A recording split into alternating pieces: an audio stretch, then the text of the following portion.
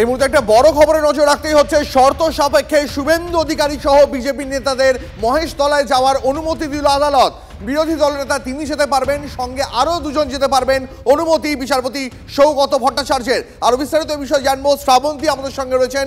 শ্রাবন্তী, আদালত কি কি শর্ত আরোপ করলো? যেহেতু বিএনএস এর 163 অর্থাৎ যেটা 144 সেটা আজই শেষ হয়ে যাচ্ছে, যার ফলে সেখানে সাধারণের যেতে বাধা নেই। যদিও রাজ্য সরকারের বক্তব্য যে সাধারণত যখন এই ধরনের একটা উত্তপ্ত জায়গা থাকে, অশান্তির এলাকা থাকে, সেখানে একাধিক রেস্ট্রিকশন থাকে এবং বিরোধী দলনেতা বারবার সন্দেশখালী থেকে শুরু করে প্রত্যেকটি অশান্তির এলাকায় কেন পরের দিন যাবেন এই নিয়ে তারা আপত্তি তুলেছিল। যদিও বিচারপতি সৌগত ভট্টাচার্য তাদেরকে আগামীকাল যাওয়ার অনুমতি দিয়েছেন। শর্ত থাকতে সেখানে গিয়ে কোনো ধরনের র্যালি করা যাবে না, একই সঙ্গে 5 জনের বেশি তারা সেখানে নিয়ে যেতে পারবেন না। শ্রাবন্তী, অনেক ধন্যবাদ তোমাকে। এই মুহূর্তে আরো একবার আপনাদের জানিয়ে রাখবো, আদালতকে রাজনৈতিক কারণে ব্যবহার করতে দেবেন না, পাবলিসিটি চান শুভেন্দু অধিকারী, এমনটাই আদালতকে জানান রাজ্যের আইনজীবী কল্যাণ বন্দ্যোপাধ্যায়। পাল্টা আদালত বলে, বিরোধী দলনেতাকে যদি আটকে দেওয়া হয় তাহলে সাধারণ মানুষের কি হবে? মহেশতলায় আগামীকাল শুভেন্দু অধিকারী যাবেন, তবে কোনো র্যালি করা যাবে না, বিতর্কিত কোনো মন্তব্য করা যাবে না, এমনটাই নির্দেশ দিয়েছে আদালত। আরো একটা খবরে নজর রাখবো, আরজিকর আন্দোলনের যে মামলা চলছিল সেই 3 চিকিৎসকের পোস্টিং মামলায় হাইকোর্টে প্রশ্নের মুখে পড়তে হলো রাজ্য সরকারকে। পোস্টিং কি মেধার ভিত্তিতে হয়, নাকি যাকে যেখানে খুশি সেখানে পাঠিয়ে দেওয়া হয়? পোস্টিং প্রক্রিয়ার যৌক্তিকতা নিয়ে এবার প্রশ্ন তুললেন বিচারপতি বিশ্বজিৎ বসু।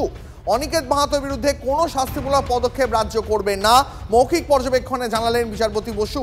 অনিকেত মামলার প্রেক্ষিতে হলফনামা আকারে রিপোর্ট দিতে হবে রাজ্যকে। এর পাশাপাশি দেবাশিস হালদার এবং আশফাকুল্লাহ নাইয়ারের মামলায় সোমবারের মধ্যে রিপোর্ট দিতে হবে রাজ্যকে, জানালো আদালত। আরজিকর আন্দোলনের 3 চিকিৎসকের পোস্টিং মামলায় হাইকোর্টে প্রশ্নের মুখে পড়তে হয় রাজ্যকে। পোস্টিং কি মেধার ভিত্তিতে হয়, নাকি রাজ্য যেখানে যাকে খুশি সেখানে পাঠিয়ে দেয়? পোস্টিং প্রক্রিয়া যৌক্তিকতা নিয়ে প্রশ্ন তুললেন বিচারপতি বিশ্বজিৎ বসু। অনিকেত মাহাতোর বিরুদ্ধে কোনো শাস্তিমূলক পদক্ষেপ রাজ্য করবে না, মৌখিক পর্যবেক্ষণে জানালেন বিশ্বজিৎ বসু। অনিকেত মাহাতো মামলার প্রেক্ষিতে হলফনামা আকারে রিপোর্ট দিতে হবে রাজ্যকে। দেবাশিস হালদার এবং আশফাকুল্লাহ নাইয়ারের মামলাতে সোমবারের মধ্যে রিপোর্ট দেবে রাজ্য।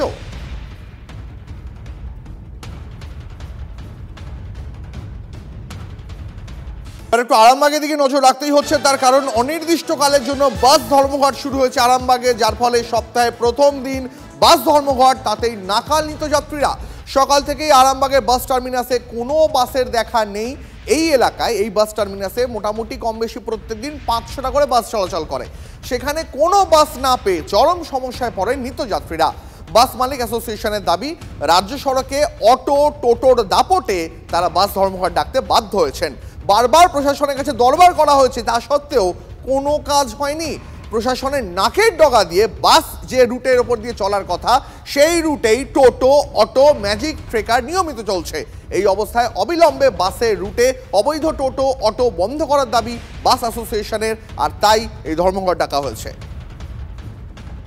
না না, বাস পাচ্ছি না, কোনো কিছুই তো চলছে না, খালি টোটো ছাড়া তো কিছুই চলছে না। হ্যাঁ, একদম তো দেখছি গাড়ি নাই, দুটো একটা মাত্র। সব 200 টাকা করে গাড়ি ভাড়া চাইবে, আমরা কি করে পাবো? গরিব মানুষ, আমরা কিসে যাবো? আমাদের সেরকম ব্যবস্থা করে দিন। আমরা এত দূর থেকে এসেছি, হরিপাল থেকে এসেছি। আপনি যদি না জানেন বস শুনতে ঝামেলা হবে, তো ভালো হবেই। রাস্তাঘাটে এরকম হঠাৎ করে বাস বন্ধ, কোনো খবর নেই, কিছু নেই। এই আমি বন্ধ যাবো না, গাড়ি পাই না তো, গাড়িতে বন্ধ বলছে। কলকাতা গাড়ি নেই তো, ভাড়া করে এলাম, এই যে ভাড়া করে, প্রাইভেট কার ভাড়া করে। বাস নেই তো, জানি না কি কারণে নেই, জানি না কি। সকালে এসে দেখছি বাস নেই বাস স্ট্যান্ডে।